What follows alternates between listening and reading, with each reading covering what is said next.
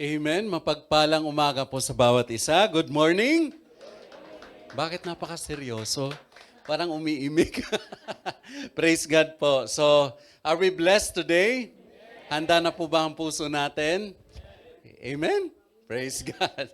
So, praise God. Nakakatuwa po because for the past week, alam po natin na tayo pinagpapala ng ating Panginoon at nandito tayo para muli natin siyang sambahin at ibalik sa Kanya yung buong pagpapasalamat natin sa ating Panginoon. And congratulations again to Ivan and Joy for their wedding last Monday. Amen po. So sunod-sunod po ang wedding dito sa BNE. So sino po mag-a-apply, magsabi lamang. Okay? So, so para po mapaghandaan natin, di ba? So praise God. So sa araw na ito po ay we have to conclude what we have been giving you, which are the parables ng ating Panginoon sa book of Matthew in chapter 13. Alam po natin yon, di po ba? Natatandaan po ba natin yung mga parables na itinuro sa atin? Ni Ate Ima, ni Kuya Jess, at ni Pastor Julius. Amen po? I'm not going to give you any parable today, but I am going to summarize everything and give you an application of what we might be able to do out of these parables. At tignan natin ang bawat konsepto, bawat anggulo ng mga bagay nito, kung paano natin makikita ang pagkilos ng Panginoon sa buhay natin by the knowledge and the lesson that we have gotten from the parables of Christ. Amen? So bago po yan, ay atin pong itest ang ating mga alimpatakan. Alam niyo yung alimpatakan? No? So, mga kokote. ang ating knowledge, or review of what had been taught to us by our preachers po for the past 3 weeks. So magbibigay po ako ng 5 questions lang. Ginaya ko si Tita Sally. No, tignan natin kung sino ang makakapag-score ng 5, no? Pero walang notes. Walang magbibigay ng notes. Okay? So, praise the Lord po dahil napakabuti ng ating Panginoon at binibigyan tayo ng mga preachers po na talagang masugid na inaral ang salita ng Panginoon for us to really learn and for us to really apply all of these things para po tayo mas lalo pang lumago sa ating pananampalataya. Sino po ba ang lumago after 3 weeks? Sino po bang nag-apply ng mga parable lessons na ito? Meron ba? Tignan natin. Okay? Tignan natin. Okay, these are multiple choice questions. Simple lang naman. No? Ginamit ko naman pagka-nurse ko. Okay? Dati na yon, 15 years ago. Alright. So, the kingdom of heaven is not likened to which of the following? Not likened. No, kailangan basahin maayo kasi pag kumuha kayo ng NCLEX, pag hindi nyo binasa, bagsak kayo. No? Alright. So, ano ang mga choices? Letter A, hidden treasure. Letter B, fine pearls. Letter C, unleavened flour. Letter D, a grain of mustard seed. Letter? Aba, ang tagal. Praise God. No? Not likened to. Not likened to. Hindi siya, except, ibig sabihin, in other terms, context-wise, except. The kingdom of heaven is all of this except letter C. Very good. Pero ang tagal, na? No? Letter C. No, ganyan ang exam ng NCLEX, di ba? Or yung mga multiple choice, no? Which is one of the hardest. Okay. Sino nakakuha? Ayun, amen na lang. Alright. Tignan natin kung sino ang meron pang naaalala. Number 2. Which soil are you that upon hearing the word of God receives it immediately and joyfully, but endurance is short term? Binago ko lang yung mga terms. Ganun guguluhin natin. Okay? Letter A, good soil. Stony soil. Thorny soil. Eugene! Slab soil. Ano? Ang sagot? Short term. Letter A, sino? Para malaman natin. Wala. Letter B. Ay, hindi rin sigurado. Letter C. Okay. Wala rin. Letter D, slab soil na yung hindi tumaas, ha? Slab soil, Jin, panalo ka. So, ang sagot, stony soil. Binago ko lang yung short term. It means yung pagtanggap natin ng word ng Panginoon dahil sa, po siya, hindi siya naka-root because it's stony. Madali siyang matanggal dahil sa mga problema at mga nakakaharap sa buhay. Amen? So, remember po, ganyan po tayo, okay? So, context-wise, ating rearrange ang mga words para malaman natin kung may natutunan ba tayo. Number 3, process, time, growth, and influence are what attributes of the kingdom of God. Okay. Sino nag-discuss nito? O, ayan. Alam niyo, ha? A, general. B, personal. C, social. D, spiritual. Letter A. Letter B. Hindi sigurado. Ibalik natin lahat ng mga preachers dito. Letter C. Wala. O letter D. Wala. Kung ako ang inyong instructor at saka wala. Bagsak kayo. General. Okay? Inano ko lang kayo Inuto ko kayo kasi pag spiritual, ito to kay Christian, di ba? So, ang daming nag-spiritual Oo. So, makikita natin, from basic to spiritual, kailangan kasi natin compare yung mga naalalaman natin, sa basic, worldly, then makita natin kung ano mga spiritual approaches natin. Ilan na nakuha niyo? 0 pa? Okay, nako. Number 4, as we are Christians, we face all of these prolonged enemies except. Sinong nag-discuss nito? Hindi alam. Si Pastor Julius yan. Letter A, the world. Letter B, the word. Letter C, the flesh. Letter D, the devil. Ha? Sino? Letter? Okay. In-highlight ko na nga, Answer is? The word. Okay? Lahat ito kaaway natin. Kaaway niyo ba si Lord? Hindi. Nako. Alright. Sige na. Jess, Ate Ima, Pastor Julius, balik kayo next week. Okay? Ito, number 5. Alright. Christians are all designed to blank, for it is the plan of the Lord.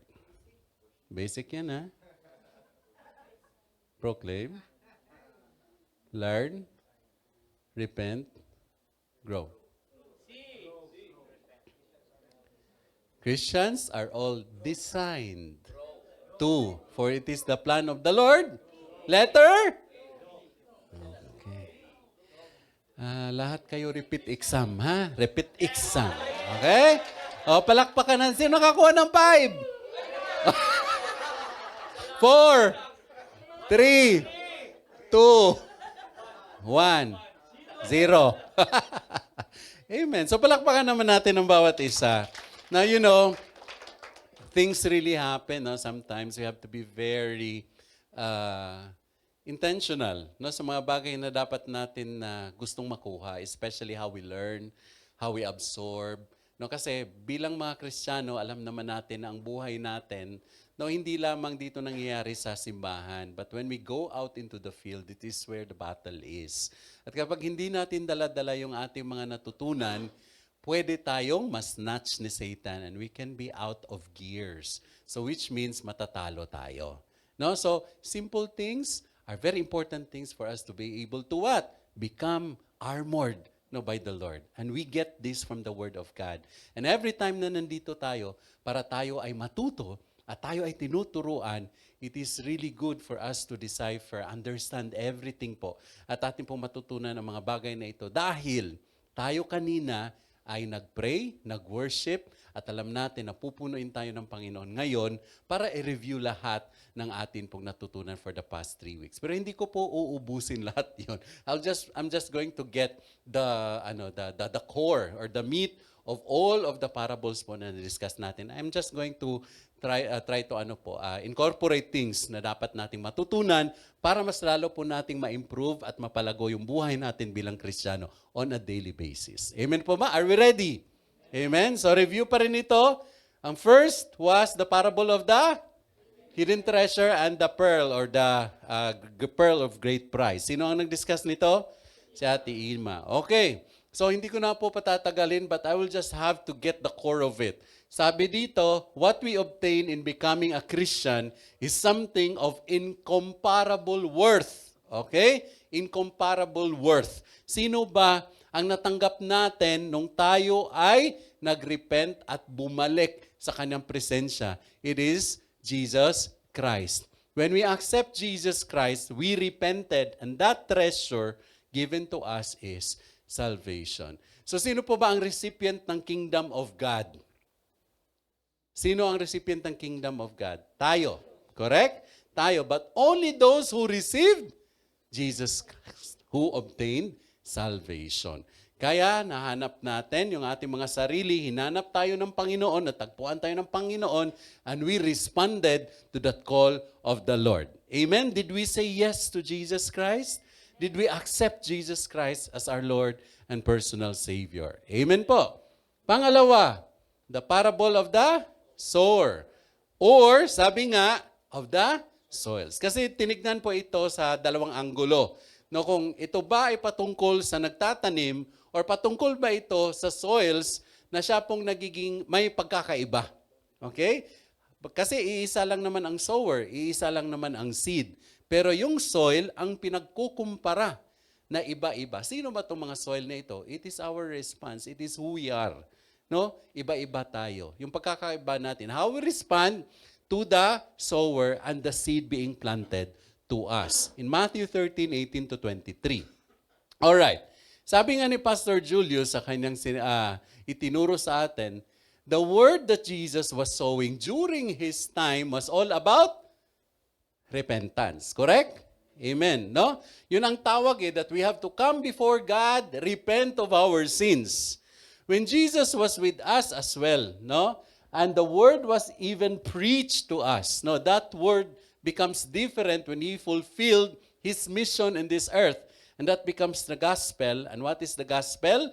It is the life, the death, resurrection of Jesus Christ. It is the redemptive process that the Lord has given us for us to accept and receive our salvation. Amen po. So wag po natin yon kalimutan. Ito, ibinalik ko lang for us to really understand and look into the core of everything. We notice that the difference in each category was with the soil. So yung mga, anong tawag ba sa soil? Tagalog ng soil? Lupa, okay. The same seed was cast by the same sower. You could not blame the differences in results on the sower or on the seed, but only on the soil. At tayo yun. Paano tayo magresponde sa pagtatanim ng Panginoon ng Kanyang banal na salita sa mga puso natin? How we responded. Sabi ni Charles Spurgeon na kumpare ni Pastor Julius, oh my dear hearers, okay? You undergo a test today. Maybe you will be judging the preacher. Lahat ng mga nandito. But you know, there is one greater than us. But that is Jesus Christ who will be judging us. No? For the word itself shall judge you. So meaning, dapat natin pakaingatan yung ginawa ng Diyos at yung pagtatanim ng Kanyang word to us. Because He Himself will be the judge at the end of time. Kaya dapat nating i-prepare yung sarili natin. Sabi nga, natanong na ba natin sa ating sarili, parehas kami ng church, parehas kaming dumadalo, parehas kaming nakinig. Pero bakit siya lumago, ako hindi? Bakit naiyak, natahimik, nagbago, ako hindi? Okay, ano bang pagkakaiba? So we cannot blame, no? The person next to us, to your right or to your left, bakit siya umiyak? Or bakit hindi siya lumago? Ikaw, iba rin ang response natin. We have to really reflect on how we grasp, absorb, and apply the Word of God into our lives. Okay? Paano natin pagkakaintindi? Kaya nga po, nakakatuwa sa Bible study natin, yung balitaktakan ng mga ideas at yung mga natutunan natin to be able to come up to the real meaning and the context of the Word of God. no? Meron po tayong nasasabi na mga bagay na kinokorek natin at hanggang makaabot tayo doon sa pinaka totoong interpretasyon ng word ng Panginoon, and that we are able to take up and then we apply it into our lives. Okay? Number 3, parable of the mustard seed and the leaven. Okay? So, which means, ito yung pangatlo. Hindi na namin dadagdagan kasi ang daming mga parables. No? That's why I'm not going to introduce another parable. But these 3 parables na ibinigay nga sa atin ay medyo mabigat na. So sabi, ito na nga, the kingdom of heaven, general attributes. Okay, the general attributes. No, it has been subdivided by, according to understanding, how it came to be. Okay, process, time, growth, and influence. No, the process, how it came to be, the time, how it has been cooked up, no, para maging luto na siya and be able to, that we can be able to eat it, no, and absorb it, at paano natin ito kinain, ang word ng Panginoon, nakikita na bawat pagkain gives us growth. Di ba? Bakit tayo kumakain? Growth. Hindi na patangkad, pag ano na, palapad. Okay? However, the process, the time, the growth will bring us to influence. Everything that we are bringing into our heart right now, what you understand about the Word of God, your life is the living witness. Your life is the walking Bible. Masasabi ba natin ngayon that we are the walking Bible? Ngayon masasabi ba natin? If we are still not in that particular range, then it is prim and proper for us right now to really study more, understand, be open to the grace of God for us to learn more about His Word. Amen? Ready po ba tayo dyan? Amen? Sino ang gusto magiging walking Bible? Okay. Magsisquare yung mga katawan natin, lalapad. Okay. Praise God. Amen po. Then sabi pa dito, sa personal attributes, ito yung personal attributes, the application of the general attributes properly defined for us to get into the reflective side of our life, bringing the Word of God, how it influences each part or each portions of our personal attributes. Okay, sabi sa process, those who don't have personal relationship with the Lord are not citizens of this kingdom, which is the truth. Okay? Goats are not sheeps. Okay? Sineparate ni Lord ang mga goats, separate ni Lord ang mga sheeps. Okay? At the end of time. Okay? The Lord provides designated time for us to grow. Okay? Compared to the leaven na nilagay sa flour in a particular time. Okay? The trees grow after few seasons. Christians are all designed to grow, for it is the plan of God. Do you believe that you are growing right now? Okay? Do you believe that God has designed you to grow even more in His Word? So which means tama yung sinasabi ng ating pong mga mahal na pastor, ng ating mga preachers, ng ating mga kapatid na nagtuturo sa Word ng Panginoon na we are being equipped by the Lord for us to really grow and influence people outside of these premises. Our families, our friends, colleagues, and everybody na atin pong nakakasalamuha. Okay. Another thing is that growth is only given to those who obey the Bible and submit to the authority of the Lord. Biblical growth is far different from acquired experience. So dito, pinatutungkulan po sa atin at binigay sa atin, kinlaro po ito ng atin pong mga preachers na our experiences would be the product of what we learn and what we believe in. But we can never use our experiences to become a standard more than the Bible or the biblical truths. Okay? So we have to go back to the Bible, okay, and relay the message, the interpretation of the Word of God. We should not make our experiences as the sole promise or the sole standard of people to follow. Because hindi na po yan kay Lord. Then you become the idol of those persons. So what you are teaching is idolatry. It's not submission to our God. All right. Kingdom citizens or genuine Christians bear fruit. Take note. And these are visible both in the physical eyes and spiritual discernment. All right, in and out of our lives, of our physical body, with or without people, consciously, subconsciously, unconsciously, Christians bear fruit. Okay? Christians proliferate. No? Christians magnify. Christians illuminate. Alright? So which means we are able to influence others and bring people to the knowledge of Christ. Alright? If you're properly soaked in the Word of God and put effort into ourselves to really learn about the Lord Jesus Christ, mas magiging equip po tayo. Remember, our church, no, Bahay ni Emmanuel, no, the vision of the church is all about equipping, no, the believers, no, to take part of the Great Commission. What is the Great Commission? To share the Word of God to the ends of the earth. Okay? So ang layo, ang dapat nating gawin, marami pa.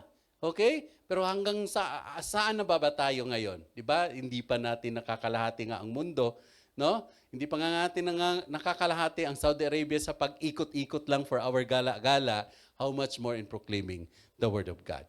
And influence, the leaven, Christians are expected to influence at home, at work, and community. Okay, parables. Why parables? Tinanong ito ng mga disipulo sa kanya.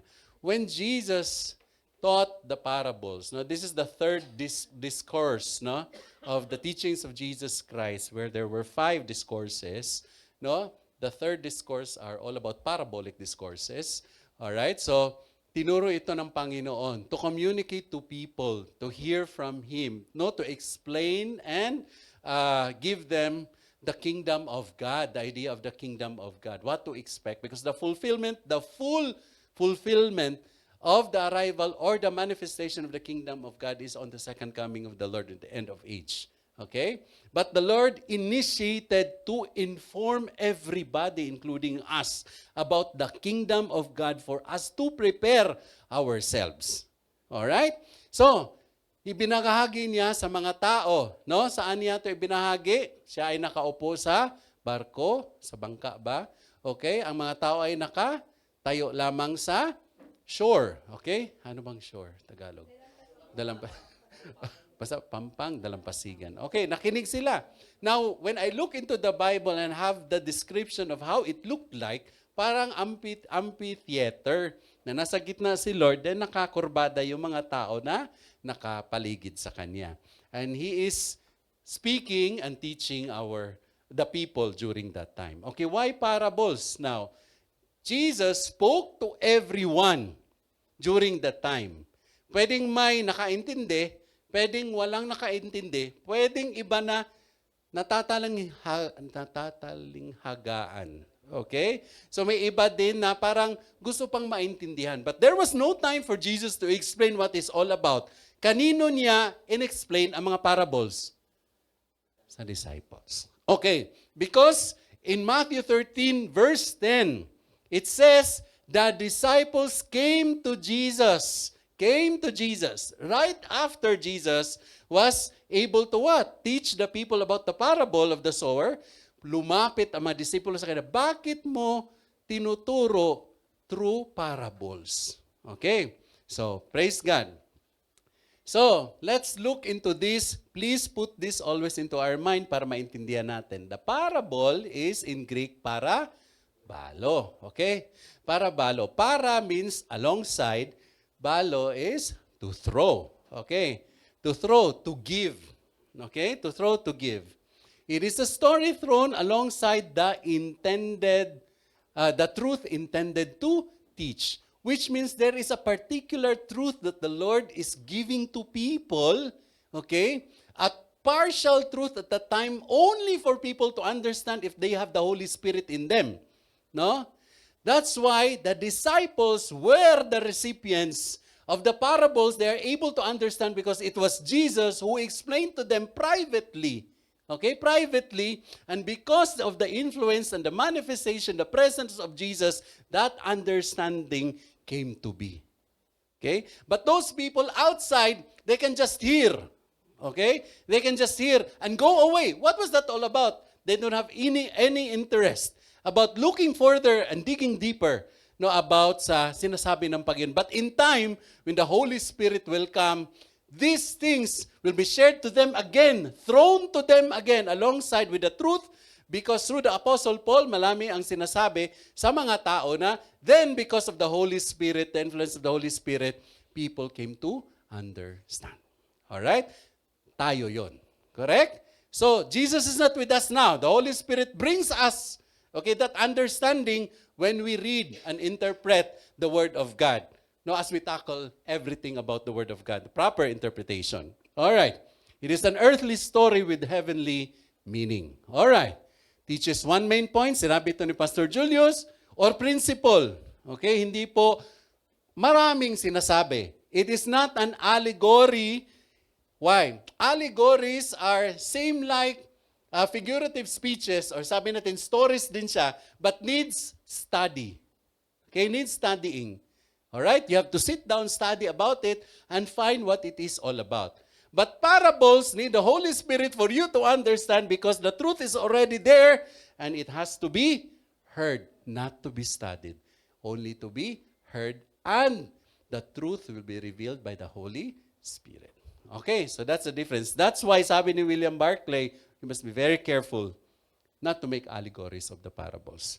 Kaya po marami sa atin na kapag tayo ay nagbabasa ng parable, sinastudy natin, we come to arrive to our own interpretation. Kasi ginagamit natin yung ating sariling pag-iintindi. Okay? Hindi natin pinapakinggan kung ano ang ibinahagi sa atin ng banal na Espiritu. That's why we come to a wrong interpretation. Alright. Characteristics of parables. It is a revelation. Okay? It is a revelation. Ang sinabi, bakit revelation? Only to those people who are honest and sincere, revelation can happen. Okay? He is able to understand the parables. Jesus affirms that to those who desire to know the truth and embrace them. Take note, two things. Desire to know, embrace. Alright? Desire to know and embrace. Only for those people who are honest and sincere. You honestly need the Lord. You honestly want to learn. Okay? You are sincere. You put your time and effort on that for you to be able to learn. Embrace. Okay? The truth, study, bear, bring, manifest. Okay? The truth. Then the revelation of the Lord will be there for us. The second, before the second one, let's look onto this in Matthew 13:12, which is stated, whoever has to him more shall be given, and he will have an abundance. Okay? So kaya nga po tayo, makikita natin, yung mga gusto talagang matuto, sumasama sa mga pag-aaral, no? Nandito sa panambahan, sa lahat ng pagkakataon, there's an opportunity for us to grow. Sila lang din ang lumalago dahil sila ang nagpupursige. Okay? Pero yung mga, sabihin po natin, yung mga kapatid natin, or sino pa man na tinawag ng Panginoon, na nandun yung desire, pero never step up a single ladder, a single step towards improvement, hindi talaga mararanasan ang paglago pa. Kaya masasabi mo, bakit, sabihin na natin, bakit si Pastor Julius, no, nagbabasa, marami nang alam, pero bakit nagbabasa pa? Bakit nag-aaral pa? Bakit nagtuturo pa? Bakit kailangan makinig pa? Bakit ganito pa? Kaya naman niyang intindihin ito? No. Because we seek about the revelation of the Holy Spirit of the things we study and we want to understand. Okay? Only those who are honest and sincere to embrace the truth. All right, revelation happens. Second mystery, second condition or characteristic is mystery. Para kanino to mga mystery? Kaya nagugulumihan tayo, marami sa atin, na hindi nakakaintindi because we have not placed our total self into the Lord Jesus Christ. Okay, these are for the proud. Okay? The Word of God becomes a mystery and remains as a mystery for people who don't want to accept and draw themselves closer to Jesus Christ and make themselves as an empty vessel or a sponge to absorb what is being given to all of us. Okay? An empty vessel accepts what is being poured into it. Okay? Kung anong ibinahagi, kung anong inilagay, tatanggapin. Matthew 13 to 14, makikita natin. And this is also implying about the prophecy of Isaiah na marami daw ang hindi tatanggap. No, na nakapakinig na sa salita ng Diyos, but they're so proud enough now to accept the truth, the Word of God. Kaya sabi sa Matthew 13 to 14, for this reason, I speak to them in parables. Okay? Ito yung sinabi ni Jesus, ito yung sinabi na sa mga disipulo niya. Because seeing, they do not see. And hearing, they do not hear, nor do they understand. And so, them is fulfilled the prophecy of Isaiah who said, hearing you shall hear, but not understand. And seeing you shall see, but not perceived. Okay? So, titignan natin kung bakit ginawa ito ng Panginoon or bakit sinabi. Because He just wants us to come to Him, and be under the influence of the Holy Spirit in our time right now, and to find Himself more and more into the study of His Word. Okay? William Barclay again said, the parable conceals the truth from those who are either too lazy to think or too blinded by prejudice to see. It puts the responsibility fairly and squarely on the individual. Take note, wala sa pastor, wala sa katabi mo, wala sa pamilya mo, wala sa tatay mo na nagsisilbi sa simbahan, wala sa mga leaders, wala sa council, wala sa kapitbahay mo na simbahan, wala sa lahat. But nasa sa iyo, nasa sa atin. Okay? It reveals truth to him who desires truth. Reveals truth to him who desires truth. It conceals truth from him who does not wish to see the truth. Dahil sobra tayong mapagmataas. Okay? So, sabi sa Matthew 13:9, pakibasa. O hawakan nga mga tenga. Maliit, malaki, ilan? Isa, dalawa. Okay. So, anong ibig sabihin yan? Kung anatomically, okay, explain to me nurses, anatomical, okay? Process and conjuncture of the ear towards the brain, and the receiving of its decibel sound, uninterpreted by the brain at the medulla oblongata. Okay? So, all right. 15 years. Naalala pa. Amen. So, he who has ears, let him hear. Okay. So, lahat tayo po, wala pong exempted sa atin na hindi sinabihan ng banal na salita. Lahat tayo meron ito. In fact, sabi nga, listen to the ears of your heart. Sino ba walang puso dito? Lahat tayo meron. Wala kang puso, patay na tayo. But the thing is this, we have ears, we can listen. We can hear. And that is being addressed by the Lord. Kailangan nating mag-respond. Alright, let us say, ibig sabihin nito, in Isaiah 8:16, sinabi, bind up the testimony, seal the law among my disciples. Now, when Jesus taught, okay, and during the time of Isaiah, there were leaders, and teachers of the word. Sabi natin yung mga rules ng Panginoon, ng ating Diyos. Lahat ng naibahagi, kailangan daw silyado yan. Okay? Silyado yan. Sa mga disipulo. Sino ba ang pinatutungkulan dito? Okay, it's one of the things na napaka-scary dito sa atin pong pananampalataya. Okay? There are preachers, teachers, and there are disciples. Okay? So in the person of Jesus Christ and the disciples, merong teacher, merong tagatanggap. All right? Now, on our part, we are the preachers. We are also accountable in everything that we teach you. All right? We have to seal the law of Christ and understand the law of Jesus Christ for us to be able to what? Share it to you rightfully, truthfully, exactly, contextually. Okay? So kaya sabihin natin, panghawakan mo, seal this with your disciples. Okay? And disciples of Jesus Christ are the people now giving the word of the Lord, to influence the entire world. Alright? Sabi din sa Isaiah 8:20, to the law and the testimony. Sino ang testimony? Okay? Lahat tayo yan. If they speak not according to this word, we learn about the word of God. We learn about the life of Jesus Christ. We learn about the redemptive process. We learn about salvation.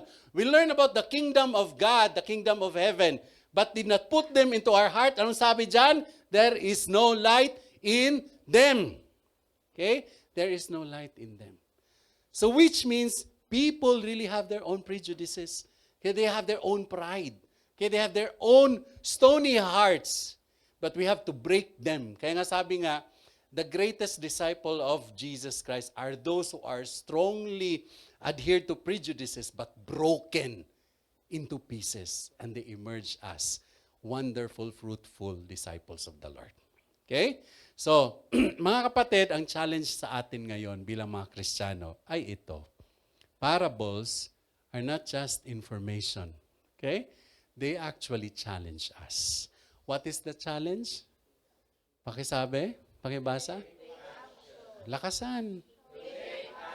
Mahina pa. Very good, children.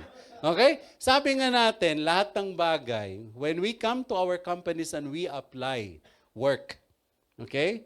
We are being governed by the, sabi, mission vision ng kumpanya. Correct? Then, binibigyan tayo ng mga responsibilidad sa ating mga sariling mga trabaho. What we need to do? Basahin lang ba yun? We have to adhere to that responsibility and do it. Correct? Okay. Yan din ang ginagawa ngayon. Jesus is teaching us not just to hear, but to put it into action. Okay? Kaya tayo mga Kristiyano, we are the people who are on the go. Supposed to be running all the time towards Jesus Christ. Okay? Hindi tayo backwards, okay? But forward tayong tumatakbo palapit sa ating Panginoon. Makibasa nga, according to Martin Luther. Okay? Can we read? Go.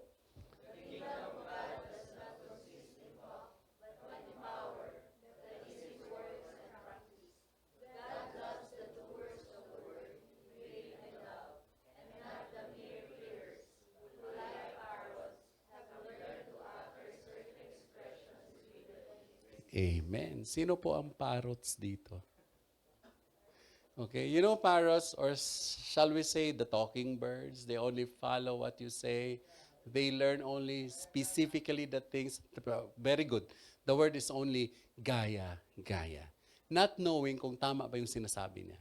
Di ba? Pag pumasok ka, hoy, pangit! Di ba? Kasi yun ang tinuro ng may-ari. Every time na may papasok sa bahay ko, ito ang sasabihin mo. Kaya pumasok si Eugene, hoy, pangit! Wala na, kinatay ni Eugene. Di ba? Ganon ang mga bagay. So, gaya-gaya lang tayo.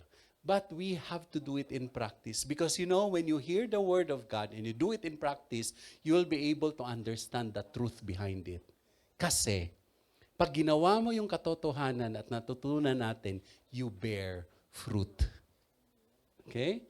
Pag ginawa mo yung narinig mo, ginawa mo na lahat, pero walang pagbubunga, may problema sa natutunan mo. Correct? That's how we gauge things. So when we learn something about the Lord and what is being taught to us, kailangan nating intindihin ng tama, gawin ng tama para magbunga. Conditions to understanding the parables. Number one has to have the right attitude. Okay, do we have the right attitude? Okay, not right, but have attitude. Okay? Not right, but we have attitude. Of course, that's true. No, by the flesh, lahat po tayo, we are defined by DNA, deoxyribonucleic acid. Okay? We are defined by our DNAs and how we are responding, no, to the qualms of this world. Okay? Yun ang dapat nating makikita sa bawat isa. But we are now Christians. We are not of this world, but we are of the world where Jesus Christ has promised us the kingdom of God, the kingdom of heaven. We need to have the right attitude. We have to coerce ourselves to have that right attitude. Pangalawa, para tayo ay makapakinig ng tama at klarong-klaro, anong sinabi?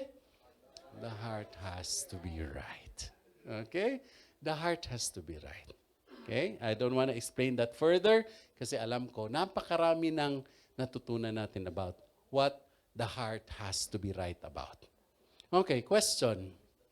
How is the condition of your heart ngayon? Okay? Towards God today. Is it hot? Is it cold? Or lukewarm? What tells you that it is what it is? What tells you? Can you define your heart now? At ano ang ebidensya mo na yan nga ang puso mo ngayon? Mahal mo ba si Lord? Anong ebidensya mo? Ayun, di ba? Ang hirap sagutin. When we are being asked by anybody, mahal mo ba si Lord? Amen! Sigaw lahat. Ano ebidensya mo? Wala. Di ba? Because when we utter something, and we want to influence people, people need evidences. Correct? Okay? People need evidence. If you say you're a Christian, what's your evidence? Your life. Your life, what's your evidence that your life follow the precepts of the Lord? Okay, you follow the precepts of the Lord. What do you know about the precepts of the Lord? Okay? You know the precepts of the Lord. What does it mean? Ang daming sanga-sangang mga questions. Saan ba tayo dun? Diba? Doon lang tayo sa amen. Diba? Mahal natin si Lord? Amen. Pero define amen. No amen. Okay? Yun ang mangyayari sa atin, diba? Nahihirapan tayo. So let us try to check our heart. Okay? Is your heart right for God's kingdom? Okay? Ready na ba kayo ngayon na pumunta sa langit and join Jesus Christ? Parang naalala ko tuloy si Pastor Ariel.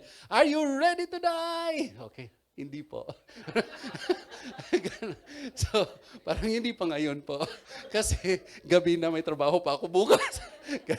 So, hindi pa po. But is our heart set towards the kingdom of God? Ginagawa ba natin ang tamang gawain para tayo ay matuto pa at maging handa sa ating pagsalubong sa Panginoon or salubungin tayo ng ating Panginoon?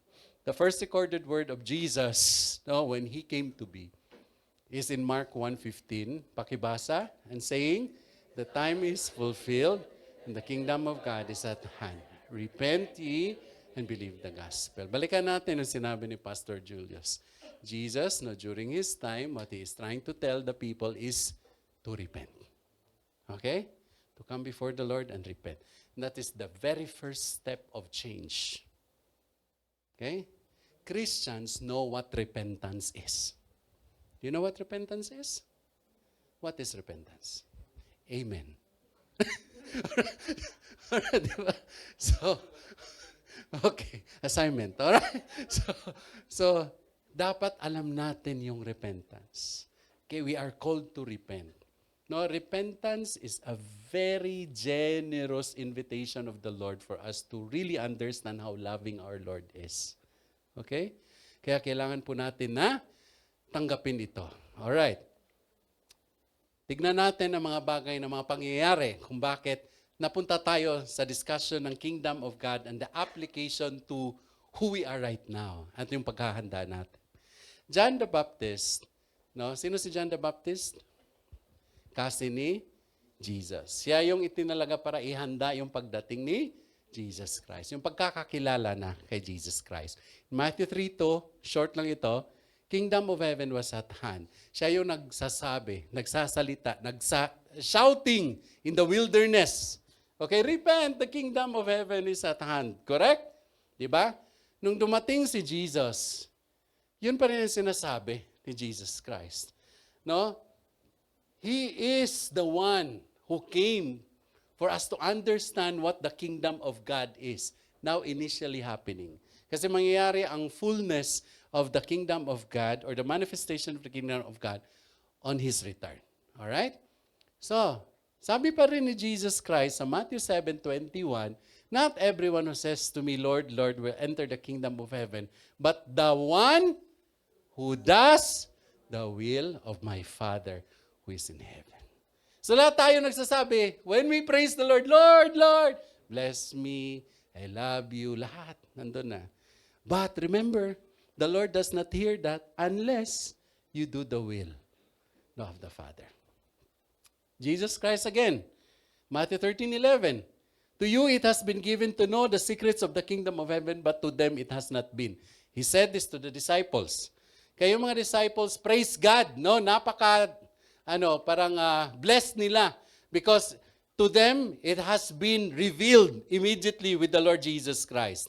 Pero sabi nga, we just have to embrace, be sincere and honest for revelation of the truth that can happen to us. Okay? That can happen to us. Jesus Christ, sabi, dahil yung mga disipulo, sa haba ng panahon at nagsabi, Lord, turuan mo nga kami kung paano manalangin. Okay. Now, it is still about the kingdom of God. Our Father in heaven, hallowed be your name. Your kingdom come. The kingdom come. Jesus Christ is there already, was there already. Okay, initially. Your will be done on earth as in heaven. Pero ito nga, lahat tayo nagpe-pray, Lord, let your kingdom come. Lord, I want to follow you. I want to submit to you everything, Lord. Pero sabi ni Alan Redpath, before we can pray, Lord, thy kingdom come, we must be willing to pray, my kingdom go. Bakit? Tanggalin yung pride natin. Tanggalin yung mga bagay na nagpapalayo sa atin sa Panginoon. Okay? When I was making this preaching, tumutulo yung luha ko. Kasi, parang ang hirap sabihin na, Lord, how can I convince your people that your kingdom is here already? No? When what we all see are our own prejudices, no, our own aspirations, not yours. No, kaya medyo na-struck ako. Kaya this is just so simple. Submit to the Lord. Be empty before God. Okay? And when we pray, let your kingdom come, let it be that the Lord can work in your life. Okay? Next, Matthew 25. Mahaba ito. Pero he would come again to earth in glory to establish his kingdom as an eternal inheritance for his people. He will come again. Okay? And it will happen. And only those people who followed the Lord Jesus Christ, believed in him, okay, and followed him, no, shall be with him, okay, in his kingdom. Kaya sabi dito sa 25 to 31, ito nga nasabi ni Pastor Julius dati, no? Sheep are separated from the goats. Okay? So yung sheep, yun lang sumusunod sa Panginoon. Yung mga goats, wala. Sabi nga, there is another parable in Matthew about the weed and the wheat. Okay? Sabay silang tumubo. Pero on the harvest time, isa-separate ang wheat, isa-separate ang weeds. Saan ilalagay ang wheat? Sa barn. Saan ilalagay ang weeds? Susunugin. Okay? Then, to the time of Apostle Paul, okay, after Jesus Christ, tinuloy ni Apostle Paul. Ano sinabi? In Romans 14:17, for the kingdom of God is not a matter of eating and drinking, but of righteousness and peace and joy in the Holy Spirit. Maraming churches ang naitatalaga. Sa BNE, parang hiningal na ako. Sa BNE, okay, sa BNE, sana hindi ang pagkain ang ipinunta natin dito. Yung kasayahan, no, yung lahat ng mga abunda, no, hindi si Boy abunda, but yung abunda ng mga provisions na meron tayo, that we come into this church and perceive that this is the kingdom of heaven or we are stepping towards the kingdom of heaven. No. Okay? But the Lord is calling us to have righteousness, to be of peace with one another, and of course, joy in the Spirit. We continue to worship our God. Okay. And Apostle Paul, finally, into this course and the transition of the discussion and the appearance, or shall we say, the initial revelation of the kingdom of God, he said, no, the context of it is, thank you po, context of it is that followers of Jesus Christ enter into the kingdom of God at, okay sabi? At salvation. Okay, saan natin makikita ito? Colossians 1:13 to 14. He has delivered us from the power of darkness and conveyed us into the kingdom of the Son of His love, in whom we have redemption through His blood and the forgiveness of sins. That's why go back to what we have been iterating to everyone. No? Pastor Julius, me, Jess, Pastor Regina, all the preachers at the Ima. Okay? Kuya Glenford, repent now before the Lord. If you want to really achieve and be full Christians in its nature, as we are designed to be, grow as a Christian. Okay? And at salvation only, all of this can happen and start. Okay? Salvation is when you believe fully in the Lord, accept Him, have faith in Him by grace, through grace. Okay? And salvation will be with us in Jesus Christ. Okay? Kung hindi pa po natin natanggap ang Panginoon and have faith and believe in Him fully, then this is the right time for us to really reflect and achieve that fullness of the promise of Christ at salvation. Okay? It's an invitation. Sabi pa sa Romans 10:9, if you confess with your mouth that Jesus is Lord and believe in your heart that God raised Him from the dead, you will be saved. So if I am going to recall back one of the slides ni Pastor Julius about Vodibocam, no, nagsasabi, not in the Bible you can see, receive Jesus Christ, you'll be saved. Not any part of the Bible, but only it says, believe and have faith, okay, in Jesus. Okay? Then you will receive Jesus Christ. Then you will receive salvation. Okay? So, that is very clear. R.C. Sproul, the only way the kingdom of God is going to be manifest in this world before Christ comes is if we manifest it by the way we live. Again, say it, by the way we live. As citizens of heaven and subjects of the King. Okay? So parang, when I made this one talaga, sabi ko, Lord, na-question ko sarili ko. Am I in this level already? Am I in this level already? That's why it is very particularly hurting in my part na may mga bagay pa rin akong gustong i-improve sa sarili ko. And amongst us, everybody of us. Because I want to live with the Lord and I want to grow as He designed me to be. At yun ang dapat ko ding ibahagi sa bawat isa. That let's not just put this onto soil that are unproductive, but on good soil, and all together of us will grow. Okay? All of us will bear fruit. Okay? Kasi napakaganda po. And let's try to open our spiritual eyes because it is the very time for us to really understand the plan of God into our lives now. Okay? Another one. Sabi nga natin, may mga bagay na dapat nating i-reflect. Sabi to, the way we live. Okay? As citizens of heaven. Okay? As subjects of the King. Tanungin nga natin mga sarili natin. Tunay bang ikaw ay buong pusong naniniwala at nananalig kay Kristo? You can answer it in your heart.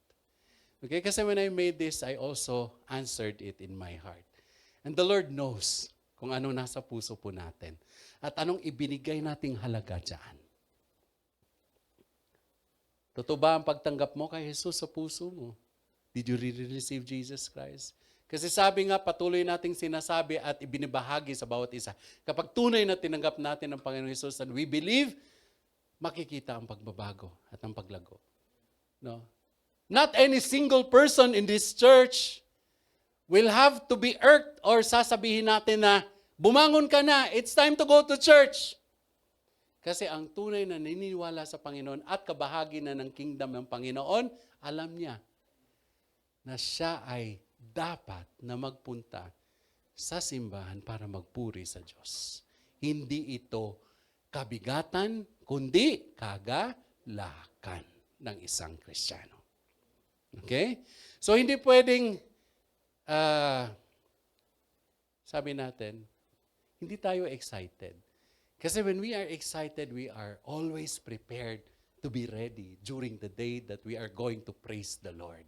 Okay? Together with our brothers and sisters. Okay? Makikita po natin yan.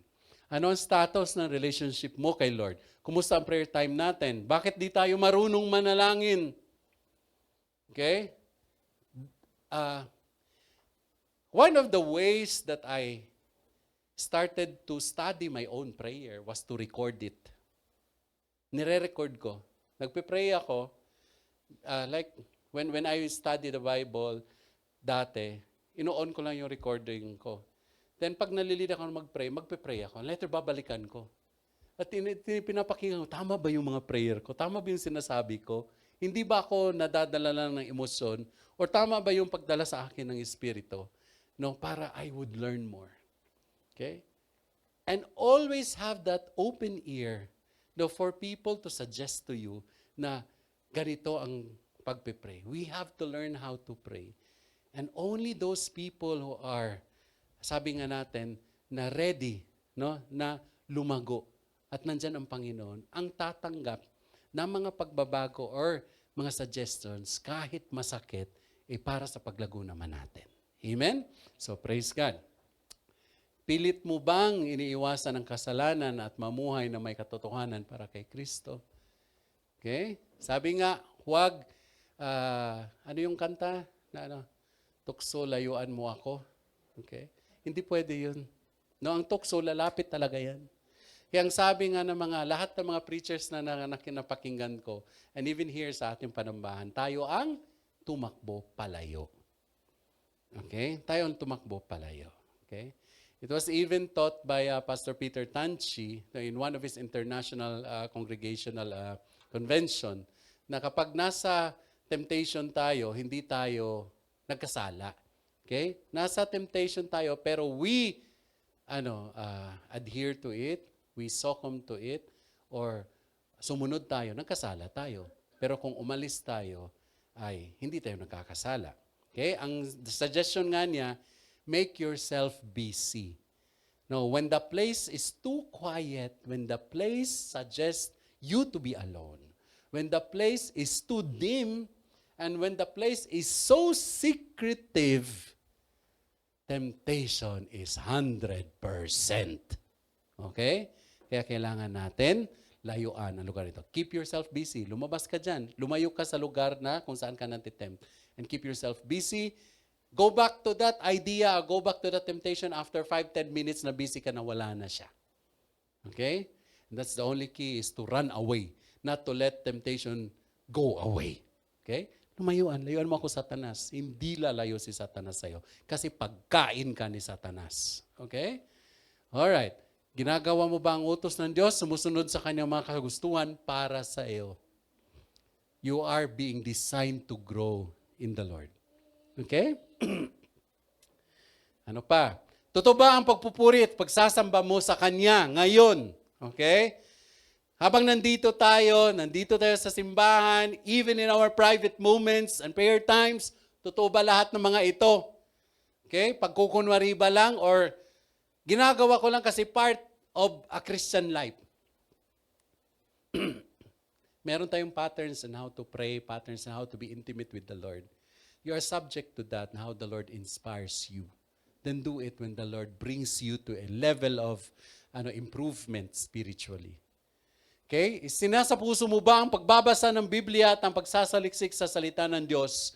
Inaaral mo ba ito at ginagawang kaparte ng iyong paglago bilang isang mananampalataya? Nagsiserve ka ba kay God ng may katapatan at integridad? Okay. Nagpapagamit ka ba sa ministry to genuinely honor God with your time, talents, and treasures? Okay? Lahat yan. Na-discuss na yan. Lahat yan ay bahagi na sa atin. Okay? Pero hanggang ngayon ba naintindihan natin at sumusunod ba tayo? Binabalik ba natin ang para sa Panginoon? Nagmamahal ka ba ng tunay? Kahit mahirap pero nagmamahal pa rin. Nakipag-ayos ka na ba sa mga nagawan mo ng pagkakamali? Itinuwid mo na ba ang iyong relasyon sa kanilang lahat? Okay? Have we done anything about these things?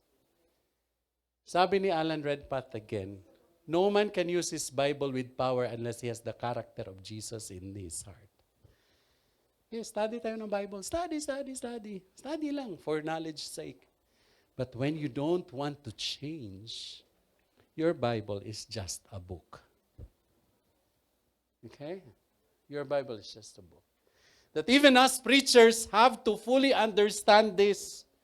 We are teaching you, but we have to adhere to the principles of the Bible and the Word of God. These are truths. At magkakaroon kami ng kabigatan kung hindi namin kaya itong ibahagi sa inyo. Okay? And we have to understand fully the Word of God is powerful to those who wants to receive it. Okay? R.C. Sproul again sabi, we do not segment our lives. Giving some time. Okay? To God. Some to our business or schooling, while keeping parts to ourselves. The idea is to live all of our lives, take note, all of our lives in the presence of God. Okay? Under the authority of God, for the honor and glory of God. That is what the Christian life is all about.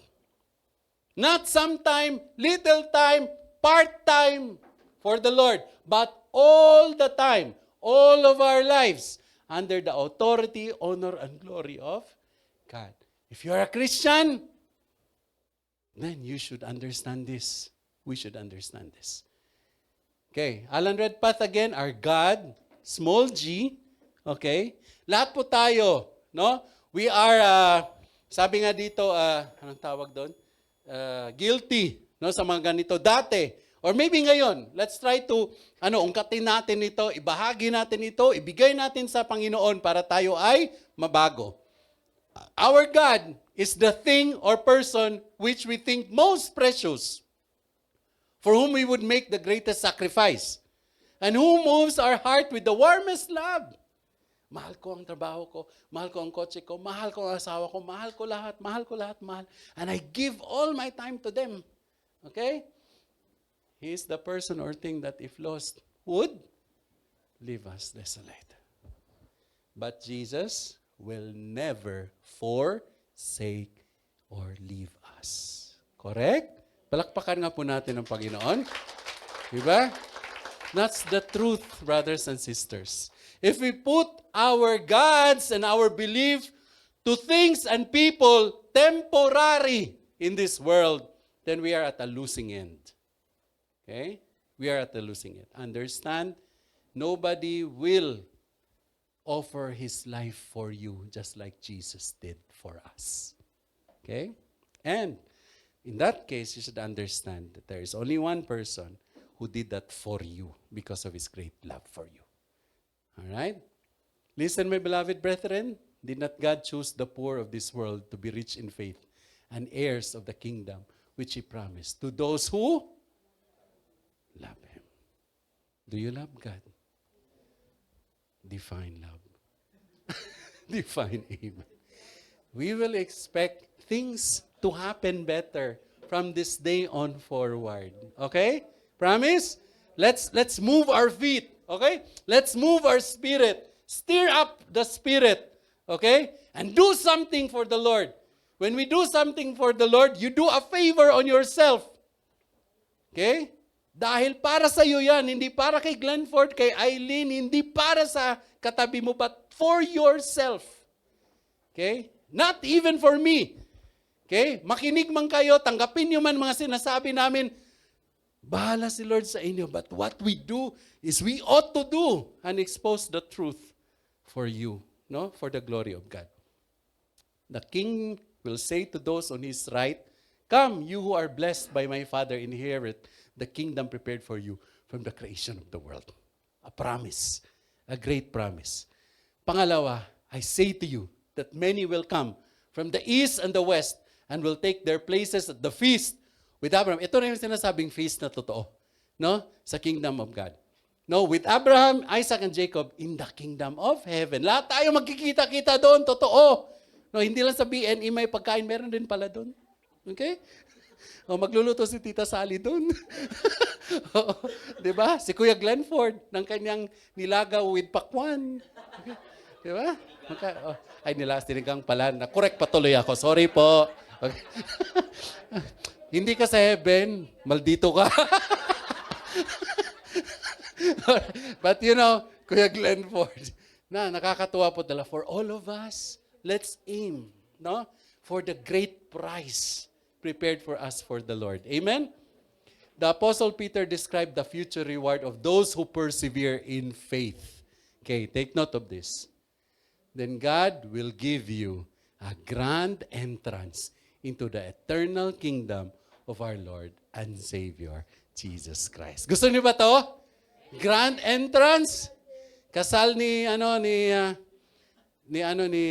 Ivan, Jason, tsaka na yan. Ano ba? Kayo talaga, pinupush mo yung mga ng tao. No? Ni Ivan at ni Joy, grand na ba yun? Meron pang kasal kanyo kay Jess and Jen.